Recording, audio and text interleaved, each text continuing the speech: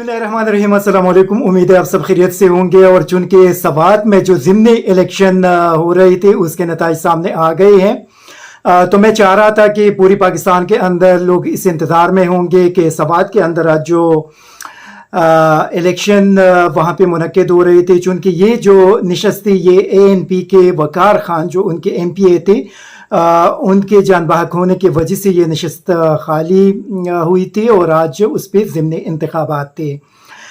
जो गैर सरकारी और गैर हतमी नताइज हमारे सामने आ गए हैं, तो वहाँ पे 124 पोलिंग स्टेशन थे और इन 124 पोलिंग स्टेशनों में तहरीक इंसाफ के उम्मीदवार उस पदले मौला खान, उन्होंने 18,042 वोट हासिल किए हैं, जबकि उनके मुकाबले में ANP के उम्मीदवार हुसैन अहमद 14,665 वोट लेकर दूसरे नंबर पे रहे। इसी तरह टर्न आउट बहुत ज़्यादा कम रहा, तकरीबन 18% रहा।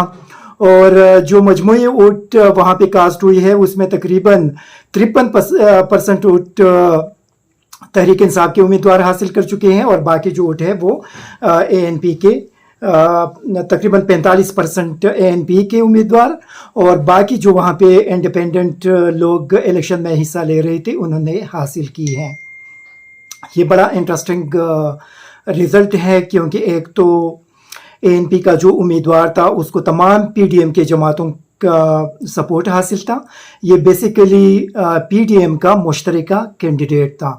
तो हम ये कह सकते हैं कि आज पहली बार PDM और तहरीक इंसाफ एक दूसरे के सामने थे और PDM को आज के इलेक्शन में शिकस्त हो गई है। उसमें पीपल्स पार्टी, उसमें ANP, JUI, मुस्लिम लीग, साथ जितने भी उनके बाकी जमातें थे, तो तमाम के सपोर्ट उनको आज हासिल थी, लेकिन उसके बावजूद वो नाकाम हो गए हैं। इसके बुनियादी वजह क्या है, क्यों नाकाम हो गई, या खैबर पख्तूनख्वा के अंदर ये सूरत हाल क्यों सामने आ गई, थोड़ा सा हम उसके बैकग्राउंड में जाएंगे और मैं कोशिश करूंगा कि जो ज़मीनी हकायक है उसके हवाले से हम तज्ज़िया कर सके और आप लोगों को बता सके कि फ्यूचर में अगर यहाँ पे इंतखाबात होंगे तो यहाँ पे किस किस्म के नताइज सामने आ सकते हैं। एक तो यहाँ पे चुन के हम सबसे बड़ी जमात PDM के मुस्लिम लीग नून है, वहाँ से शुरू करेंगे कि क्यों कि अवाम क्यों मायूस हैं, अवाम इनको सपोर्ट क्यों नहीं कर रहे, अवाम के अंदर इनकी जो पोजीशन थी वो क्यों इतने कमज़ोर हो गई और क्यों अवाम उनके सपोर्ट से वापस हट गई और पीछे चले गई। एक तो लोग ये देख रहे हैं कि मुस्लिम लीग नून के अंदर इस वक्त शरीफ ख़ानदान का मुकम्मल कंट्रोल है, नवाज शरीफ और शहबाज शरीफ का। शहबाज शरीफ वज़ीर आज़म है, उनका बेटा हमजा शरीफ पंजाब में वज़ीर आला है। इसी तरह मरियम नवाज़ उनके पार्टी के अंदर ऑल इन ऑल हैं। तो शरीफ ख़ानदान का मुकम्मल कंट्रोल है इस वक्त मुस्लिम लीग नून पे। वहाँ पे ख्वाजा आसिफ, एहसन इकबाल, मतलब उनके शाहिद खाकान अब्बासी जैसे जितने भी लीडर्स हैं वो उनको वो अहमियत वहाँ पे हासिल नहीं है कि वो अपने पार्टी की सरबराही कर सके। मतलब वहाँ पे जब तक शरीफ ख़ानदान के लोग मौजूद होंगे वहाँ पे ये लोग कभी भी पार्टी की क़ियादत नहीं कर सकेंगे, मतलब इनको कोई जगह वहाँ पे नहीं मिलेगी। तो इसका मकसद है कि मुस्लिम लीग नून एक ख़ानदानी पार्टी है। आते हैं पीपल्स पार्टी पे। पीपल्स पार्टी को आप देख ले, वहाँ पे बेनज़ीर भुट्टो के बाद जरदारी, जरदारी के बाद अभी बिलावल, बिलावल के बाद आसपा भुट्टो।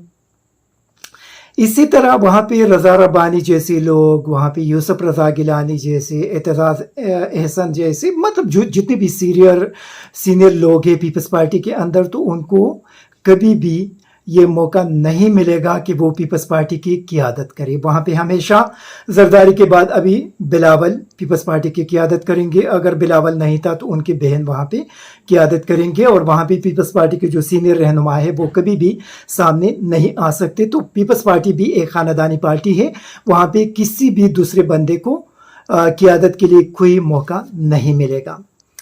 फिर आते हैं मौलाना फजल रहमान की तरफ। JUI के अंदर मुफ्ती महमूद साहब थे, अल्लाह उनको जन्नत फिरदौस में जगह दी। उसके बाद मौलाना फजल रहमान साहब हैं।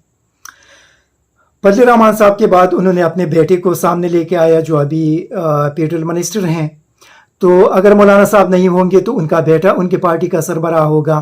وہاں پہ اسی وجہ سے جو شیرانی، مولانا شیرانی اور مولانا گل نصیب اور مولانا شجاع الملک اور جتنے بھی لوگ تھے کیوں چلے گئے؟ اسی وجہ سے چلے گئے کہ وہاں پہ مطلب ان کو آگے آنے کا کبھی بھی موقع نہیں ملے گا اور نہ ان کو کبھی آگے آنے دیا جائے گا. مطلب مولانا جو عطا الرحمان ہے، مولانا فضل الرحمان کا دوسرا بھائی ہے، مولانا ایک اور بھی ان کا بھائی ہے جو پچھلے بار خیبر پختونخوا اسمبلی کے اندر اپوزیشن لیڈر تھے، وہ بھی مولانا صاحب کے چھوٹے بھائی ہیں. تو مطلب وہ جے یو آئی پہ اس وقت مکمل جو کنٹرول ہے وہ مولانا صاحب کے خاندان کا ہے، وہ بھی خاندانی پارٹی ہے. پھر آتے ہیں اے این پی کے طرف. اے این پی کو آپ دیکھ لیں تو اسفندیار ولی خان، اس سے پہلے خان عبدالولی خان صاحب کے بعد اسفندیار ولی خان صاحب کے بعد ایمل ولی خان. ایمل ولی اس وقت اے این پی کا آل ان آل ہیں. آپ دیکھتے ہیں کہ وزیر اعظم کے ساتھ جب بھی کوئی ملاقات ہوگی تو وہاں پہ آپ ایمل ولی کو دیکھیں گے. وہاں پہ حیدر خان جو ان کے سابق وزیر اعلیٰ تھے اور قومی اسمبلی کے اندر ان کے پارلیمانی لیڈر ہیں، ان کو آپ کبھی تصاویر میں نہیں دیکھ سکیں گے. میاں افتخار، ان کے بہت زیادہ قربانیاں ہیں اے این پی کے لیے. ان کا جو اکلوتا بیٹا تھا وہ بھی شہید ہوا، صرف اے این پی کے لیے ہی شہید ہوا. ان کو کبھی بھی آگے آنے نہیں دیتے. وہ جنرل سیکرٹری تو ہیں پیپلز اپنے پارٹی کے، لیکن وہاں پہ اس وقت ایمل ولی آل ان آل ہیں. وہ بھی خاندانی پارٹی ہے، صرف ولی باغ تک محدود ہے. تو آج کا جو الیکشن تھا وہاں پہ عوام نے اپنا غصہ ان پارٹیوں کو دکھا دیا کہ جو خاندانی پارٹی ہے اس سے لوگ بہت زیادہ تنگ آ چکے ہیں اور لوگ کبھی بھی مزید ان کو سپورٹ نہیں کریں گے. اچھا، اس کے مقابلے میں ہم تحریک انصاف کا اگر جائزہ لیں، وہاں پہ عمران خان لوگوں سے کہتے ہیں کہ یہ کوئی خاندانی پارٹی نہیں ہے، میرا کوئی بیٹا نہیں ہے کہ میرے بعد میرا بیٹا جو قاسم ہے اور دوسرا ہے وہ آگے آ کر تحریک انصاف کی قیادت سنبھالیں گے. بجائے اس کی کہ 3 سال کے اندر بہت زیادہ مہنگائی رہی، لیکن اس کے باوجود جب عمران خان چلے گئے تو لوگ ابھی ان کے پشت پہ کھڑے ہیں. لوگ کہتے ہیں کہ جو ریجیم چینج آپریشن ہوا وہ عمران خان کے ساتھ بہت بڑا ظلم ہوا. اور سب سے بڑی بات، لوگ اس وقت مطلب ہم بھی لوگ اس وقت عمران خان کی حکومت کو گالیاں دیتے رہے کہ بہت زیادہ مہنگائی ہے، لیکن جب سے پی ڈی ایم آئے ہیں تو عمران خان کو لوگوں نے معاف کر دیا ہے کہ اس وقت تو کوئی بھی مہنگائی نہیں تھی. ان لوگوں نے تو عوام کا بیڑا غرق کر دیا ہے. پی ڈی ایم نے ہر چیز کی قیمت میں 400 اور 500 اور 600% تک اضافہ ہوا ہے. پیٹرول کو دیکھ لے، گیس کو دیکھ لے، بجلی کو دیکھ لے، گھی کو دیکھ لے، آٹا کو دیکھ لے، مطلب خوراک کی جتنی بھی چیزیں ہیں اس کو دیکھ لے، اس کی قیمتوں میں کس حد تک اضافہ ہوا ہے. تو وہاں پہ پلس پوائنٹ جو عمران خان کو 2 ملے ہیں. ایک، ان کے جو پارٹی ہے خاندانی پارٹی نہیں ہے. دوسرا، پی ڈی ایم نے جو کارنامہ سر انجام دیا اور جو مہنگائی لے کر آئے اس کا کریڈٹ بھی عمران خان کو مل گیا. اور آج لوگوں نے اپنے غصے کا اظہار کر دیا. اور اگر الیکشن ہوئی تو آپ دیکھ لیں گے خیبر پختونخوا کے اندر اور باقی صوبوں کے اندر بھی، یہ تو صرف ایک اگر داندلی نہ ہو جائے، مطلب اگر داندلی کے ذریعے کوئی ادھر ادھر نہ کرے تو اسی طرح کے نتائج آئیں گے. اگر یہ ٹرن آؤٹ 18% نہ ہوتا اور فرض کرے یہ 50% ہوتا تو آپ دیکھ لیتے کہ وہاں پہ ان کے بیچ بہت بڑا گیپ ہوتا. مطلب ابھی دیکھ لیں، یہ ان کے 53% اور 45%. یہ اگر 50% وہاں پہ ووٹ اگر پول ہو جاتا تو اسی صورت میں ان دونوں پی ڈی ایم اور تحریک انصاف کے درمیان گیپ بہت زیادہ ہوتا. مطلب پی ٹی آئی کے جو کینڈیڈیٹ ہے وہ اور بھی بہت زیادہ ووٹ وہاں پہ لے لیتے. تو اسے ہم اندازہ لگا سکتے ہیں کہ اگر الیکشن اکتوبر میں ہوں گے تو تحریک انصاف کے لیے میدان بہت زیادہ سموتھ ہے، بہت زیادہ خالی ہے.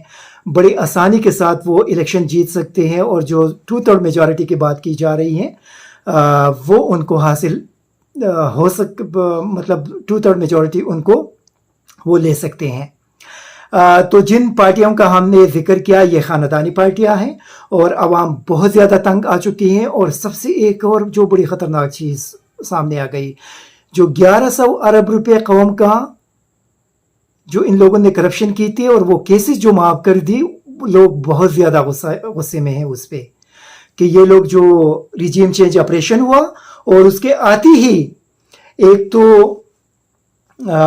جو الیکٹرانک مشین تھا, ووٹنگ مشین تھا, اس کو ختم کر دیا تاکہ یہ دھاندلی کے لیے اپنے لیے راستہ ہموار کر سکے, اور دوسرا اپنے 1100 ارب روپے کی جو کرپشن ہوئی تھی وہ کیسز ایک دوسرے کو معاف کر دیا, جس کی وجہ سے لوگوں کے اندر بہت زیادہ غصہ ہے. اور آج آپ لوگوں نے سندھ کے اندر جو بلیاتی الیکشن ہو رہی تھی اس میں دیکھ لیا کہ پیپلز پارٹی کے زیادہ تر لوگ ان اپوزڈ مطلب بلا مقابلہ منتخب ہو گئے ہیں. یہ اسی طرح دھاندلی کے اندر جائیں گے اور وہاں پہ کوشش کریں گے کہ ہم دھاندلی کے ذریعے نیکسٹ اگر الیکشن ہوں گے تو وہاں پہ جیت سکیں. لیکن میرے خیال میں تحریک انصاف نے بھی اس کے لیے شاید کہ پوری تیاری کے ساتھ وہ جائیں گے, اور اگر یہ اس قسم کا کوشش کریں گے تو اس کے جو نتائج ہے وہ بہت زیادہ خطرناک سامنے آ سکتے ہیں. اسی وجہ سے آج سوات کا جو الیکشن تھا وہ لوگوں کا ایک میسج ہے ان تمام خاندانی پارٹیوں کے لیے کہ لوگ تنگ آ چکے ہیں, مزید خاندانی پارٹی برداشت نہیں کر سکتے. جو ریجیم چینج آپریشن ہوا تھا لوگوں نے میسج دے دیا کہ ہم ریجیم چینج کسی صورت میں امریکہ کے کہنے پر پاکستان کے اندر اس قسم کی چیزوں کو برداشت نہیں کریں گے. اور آج میرے خیال میں یہ بہت واضح پیغام پی ڈی ایم کے لیے سوات کے لوگوں نے دے دیا. Thank you very much. ISTV Pakistan کو سبسکرائب کریں اور بیل آئیکن کو دبائیں مزید ویڈیو اور اپڈیٹس کے لیے.